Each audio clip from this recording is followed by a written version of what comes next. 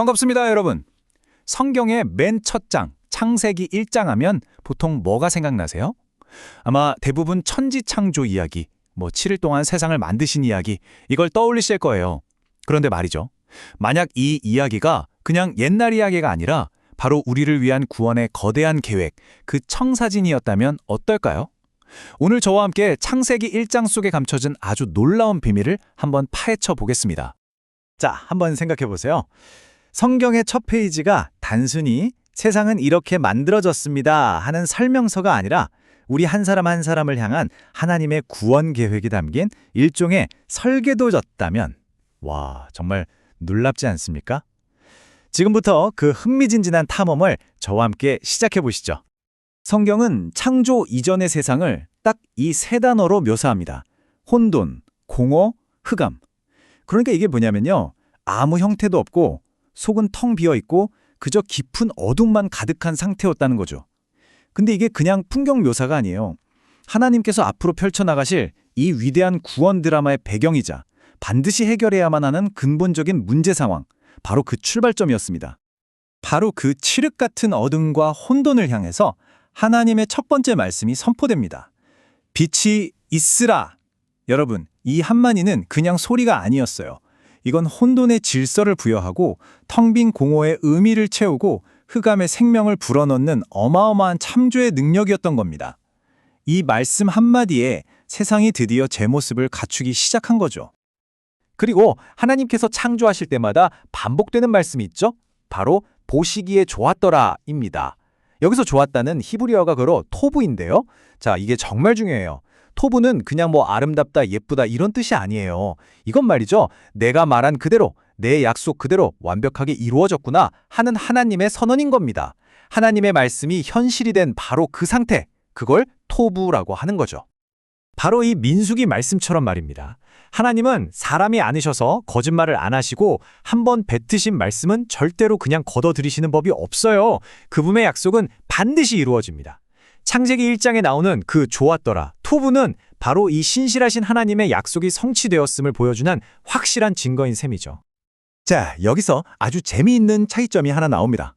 하나님께서 동물들에게는 당장 먹고 살 푸른 풀을 주셨어요. 그런데 유독 인간에게는 다른 걸 주십니다. 바로 씨 가진 열매죠.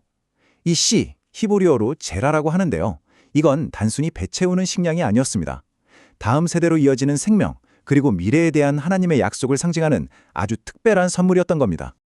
우리가 하나님의 형상대로 창조되었잖아요. 바로 이 씨, 즉 제라라는 약속의 여정은 마침내 가장 완전한 하나님의 형상이신 한 분, 바로 예수 그리스도에게서 그 정점을 찍게 됩니다. 그리고 결국 우리도 그 아들의 형상을 닮아가도록 부름받은 존재라는 거죠. 자, 이제 창조의 진짜 목적이 서서히 보이기 시작하지 않으세요? 이처럼 혼돈을 정리하시고 말씀으로 약속을 성취하시고 또 인간에게는 씨라는 특별한 미래까지 선물하신 하나님의 이 위대한 계획, 이 거대한 창조 이야기의 최종 목표, 그 클라이맥스는 과연 무엇이었을까요? 네, 그 최종 목표는 바로 안식입니다. 히브리어로는 샤밧이라고 하죠. 하지만 우리가 보통 생각하는 주말에 일 안 하고 쉬는 거? 그런 개념과는 차원이 다릅니다. 성경에서 말하는 이 안식은요, 하나님과 우리가 온전한 평화와 조화 속에서 깊은 사랑의 관계를 맺는 상태, 바로 그 관계 자체를 의미하는 겁니다. 그렇다면 안식의 반대편에는 뭐가 있을까요?